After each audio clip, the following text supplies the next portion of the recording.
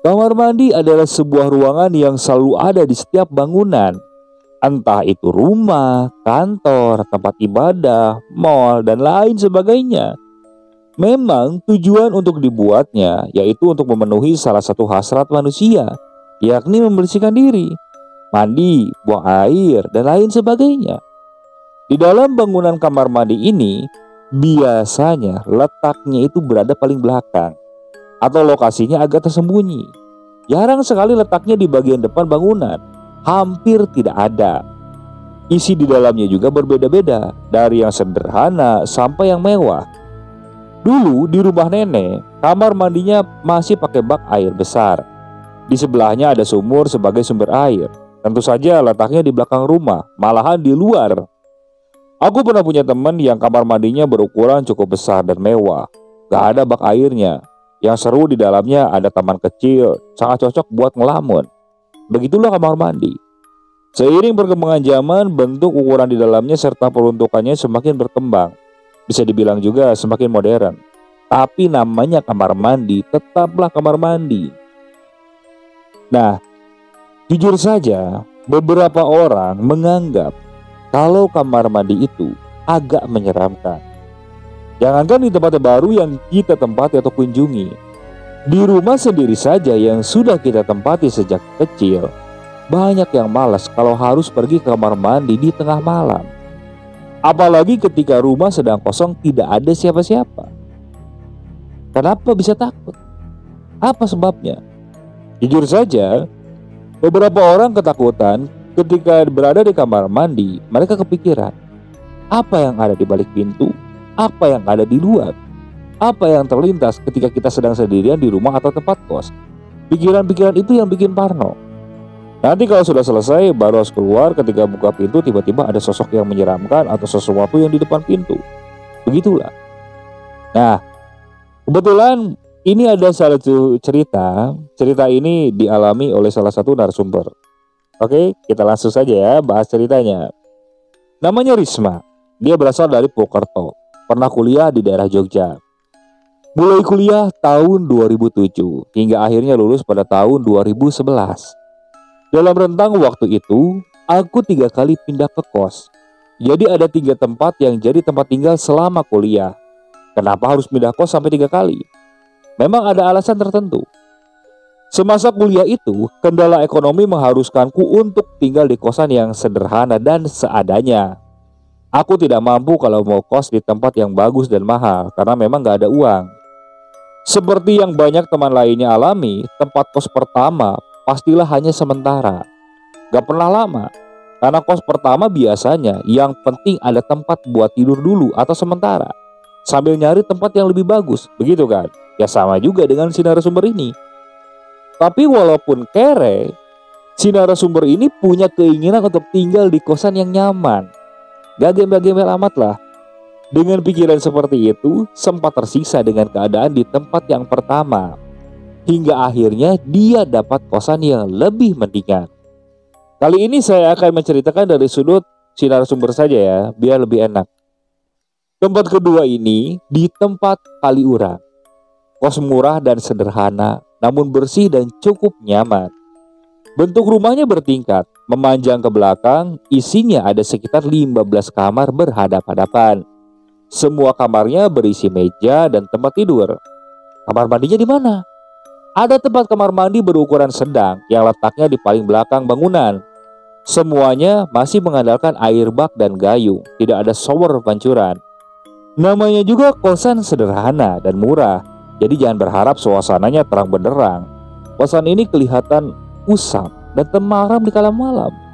Begitu juga dengan kamar mandinya. Seperti yang sudah kubilang tadi, kamar mandinya agak kecil. Masing-masing berukuran sekitar 3 kali 3 meter dengan bak mandi di dalamnya. 4 kamar mandi berjejer dari kiri ke kanan. Penerangan di dalam hanya dari lampu 5 watt. Sama sekali tidak terang.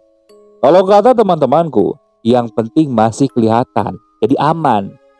Ya sudah, namanya juga terkendala budget, aku harus terima. Oh ya, satu lagi. Bak air di kamar mandi warnanya gelap. Bukan karena jarang dibersihkan, tapi memang dicat warna gelap. Jadi airnya kelihatan gelap, padahal sebenarnya bersih. Kenapa aku cerita tentang bak ini? Karena nanti ada kisahnya tersendiri. Lalu waktu pun berjalan. Aku pun tinggal di tempat kosan tersebut. Awalnya, aku pernah merasa ada yang aneh dan janggal. Tapi itu aku coba abaikan. Beberapa kali, aku merasakan keanehan, khususnya di kamar mandi. Tapi aku tak pernah memikirkan lebih jauh. Aku termasuk orang yang penakut, parnoan. Jadi kalau sekiranya sedang merasakan ada yang aneh atau menyeramkan, aku berusaha keras untuk mengabaikannya dan mengalihkannya pikiran ke hal yang lain. Aku tidak mau tenggelam dalam ketakutan karena overthinking. Di kosan ini, awalnya sudah beberapa kali mengalami kejadian agak sedikit mengganggu. Tapi belum masuk ke tahap menyeramkan. Jadi aku masih bisa dengan mudah mengabaikannya. Seperti contohnya begini. Ketika sedang mandi, tiba-tiba lampu kamar mandi mati. Tentu saja situasinya menjadi gelap. Itu terjadi ketika awal-awal aku tinggal di situ. Jadi kemungkinannya mungkin ada salah satu teman kos yang jahil dan mematikan lampu. Tapi aku pikir tidak mungkin juga, karena waktu itu kami belum terlalu akrab. Lalu beberapa belas detik kemudian lampunya menyala lagi. Kejadiannya seperti ini beberapa kali terjadi. Pernah pada suatu hari ketika sedang mengguyur badan menggunakan gayung, ketika sedang air diguyurkan, tiba-tiba aku mendengar suara orang yang berdehem. Suaranya seperti itu. Aku kaget karena kedengarannya bukan dari luar, melainkan dari dalam kamar mandi. Makanya kalau kita mandi pakai gayung, mata selalu terpejam ketika sedang mengguyur air dari atas kepala. Nah, aku takut kalau ketika membuka mata setelah terpejam, tiba-tiba ada wajah seram di hadapanku. Jujur saja, yang aku bayangkan saat itu tiba-tiba ada wajah menyeramkan pemilik suara aham-aham tadi. Kejadian-kejadian aneh dan janggal itu terus terjadi. Seiring berjalannya waktu, tarafnya semakin meningkat. Perlahan, sedikit demi sedikit, makin lama makin menyeramkan. Di awal tadi, aku sempat membahas tentang bak air. Bak air permanen yang dicat warna hitam. Karena itulah makanya aku tidak bisa melihat dasar baknya dengan jelas. Pada suatu hari, aku pulang malam, lelah, letih, karena telah bergelut dengan perkuliahan seharian. Seperti biasa, setelah sampai kamar, aku rebahan sebentar, lalu berniat untuk mandi. Gayung berisi perlengkapan sudah di tangan, handuk melingkar di leher. Nah, sekitar pukul 10, aku melangkah ke kamar mandi. Untuk sampai, aku harus melewati 5 kamar, karena kamarku ini letaknya berada di tengah. Dan sepertinya penghuni kos yang lain juga sudah tidur, atau malahan belum pulang, karena nggak ada kehidupan sama sekali. Situasinya benar-benar sepi. Ketika sudah sampai di deretan kamar mandi, aku memilih yang kedua dari kiri, lalu masuk ke dalamnya. Tidak ada yang aneh. Kemudian aku mandi seperti biasa. Sampai akhirnya ketika hendak melakukan siraman untuk membasuh busa di badan, sesuatu terjadi. Bak mandi memiliki kedalaman sekitar 1 meter. Waktu itu airnya dalam keadaan penuh. Ketika sedang mengambil air, aku merasa ada sesuatu di dalam bak yang menyentuh gayung. Sepertinya gayung yang sedang aku pegang ini membentur sesuatu. Aku merasakan seperti itu. Aku sangatlah yakin. Lalu gayungku itu membentur apa? Aku penasaran. Karena penasaran itulah aku lalu mendekatkan wajah ke permukaan air dengan tujuan untuk melihat ke dalam bak. Apa yang ada di sana? Nah, bak yang dicat warna gelap ini tentu saja membuat aku harus sedikit kerja keras menajamkan penglihatan. Ditambah lampu yang hanya 5 watt.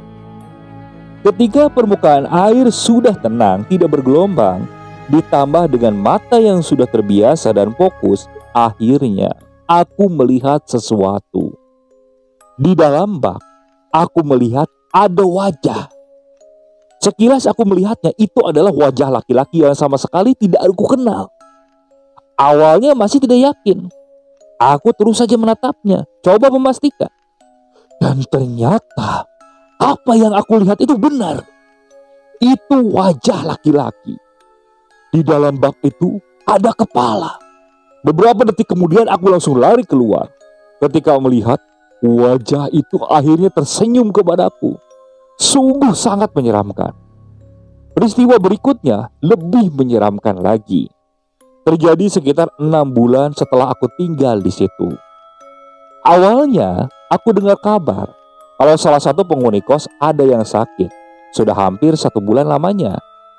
Teman yang sakit ini akhirnya pulang ke rumah orang tuanya sampai nanti benar-benar sembuh. Aku memang tidak terlalu akrab dengan teman yang sakit ini. Aku hanya mendengar selentingan kabar dari penghuni lain tentang penyebab dia sakit sampai seperti itu. Katanya dia sakit karena shock. Shock kenapa? Katanya sebelum sakit dia melihat pocong di dalam kamar mandi. Pocong itu berdiri di belakang ketika ia sedang buang air. Itu ceritanya bener, Man. Ketika terjadi, aku sedang ada di sini. Kamu malah nggak ada. Begitu kata Ansar, tetangga kos sebelah kananku. Kalau memang seperti itu, kok memang seram sekali. Aku pikir begitu. Lalu hanya bisa berharap semoga aku tidak mengalami hal yang sama. Tapi, ya harapan hanyalah harapan. Pada suatu hari beberapa minggu kemudian, aku pulang larut malam. Sekitar pukul 11 sampai di tempat kos. Seperti biasa setelah rebahan sebentar aku langsung ke kamar mandi. Karena sudah larut waktu itu kosan sepi, tidak kedengaran ada aktivitas penghuni kos. Awalnya malas, tapi kok badan kerasa lengket. Akhirnya aku putuskan untuk mandi. Ketika sudah di depan kamar mandi, aku memilih yang paling ujung karena yang lain pintunya tertutup seperti ada isinya. Setelah di dalam, aku mulai mandi. Normal, tidak ada kejadian aneh. Ya walaupun sedikit deg-degan, mengingat sudah banyak peristiwa seram yang terjadi. Apalagi ini sudah nyaris tengah malam. Singkatnya, mandi hampir selesai. Hanya tinggal mengeringkan badan dengan handuk. Aku handukkan menghadap pintu. Di pintu kamar mandi menempel cermin bundar seukuran wajah. Cermin yang sering ada di kamar mandi pada umumnya. Aku membasuh seluruh tubuh termasuk kepala dan wajah. Nah, ketika sedang mengeringkan kepala ini, sudah pasti aku tidak bisa melihat apa-apa karena pandangan tertutup oleh handuk. Ketika selesai, ketika pandangan akhirnya bisa bebas, tak terhalangi lagi oleh handuk, aku melihat cermin. Nah, di hadapan cermin yang menempel di pintu, aku langsung terhenyak. Jantungku berhenti berdetak saat itu.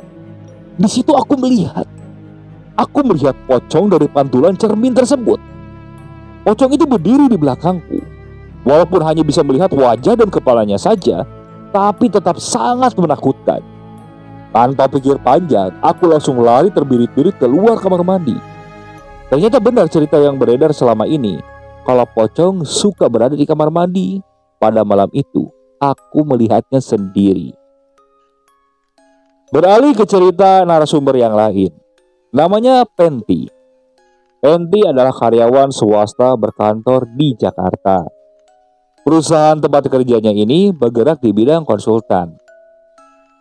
Aku beralih pada sudut pandang Penti saja, biar lebih enak menceritakannya. Klien kami tersebar hampir di seluruh Indonesia. Karena banyak dan tersebar klien kami itulah mengharuskan kami secara berkala mengirim orang untuk mengunjungi klien kami di luar Jakarta. Salah satu orang itu adalah aku. Jadi, aku sering bertugas keluar kota. Singkatnya, seperti yang sudah banyak kita tahu, kalau dinas luar kota pasti akan menginap di hotel selama waktu yang diperlukan. Dengan begitu, sudah berbagai macam model hotel sudah pernah aku tempati. Dari hotel biasa saja di kota kecil sampai hotel mewah di kota besar. Semuanya sudah pernah aku huni. Dari yang biasa saja, gak seram-seram sama sekali, sampai yang sangat menakutkan. Menakutkan? Iya, aku pernah mengalami peristiwa seram yang malah terjadi di hotel mewah. Begini ceritanya. Kota itu adalah kota Surabaya pada tahun 2014. Perusahaan mengirim aku sendirian untuk berkunjung ke kantor klien di kota pahlawan tersebut. Saat itu, perusahaan menempatkan aku di salah satu hotel mewah di kota tersebut. Hotel yang bentuk bangunannya modern, menyediakan kamar kelas atas dengan berbagai macam fasilitas. Kalau sudah di hotel mewah begini, aku jadi sering refreshing dengan menggunakan seluruh fasilitas yang ada. Aku masih ingat, waktu itu malam terakhir di Surabaya.